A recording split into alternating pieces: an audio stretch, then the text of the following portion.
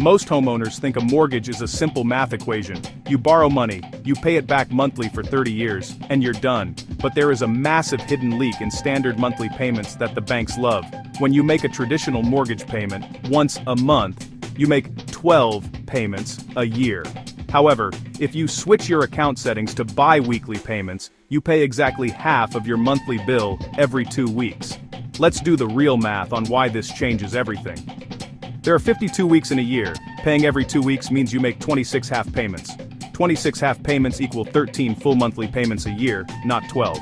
By doing absolutely nothing else, you have tricked the banking system into accepting one extra full mortgage payment every single year. Because this extra payment hits your account automatically, the bank cannot charge you interest on it.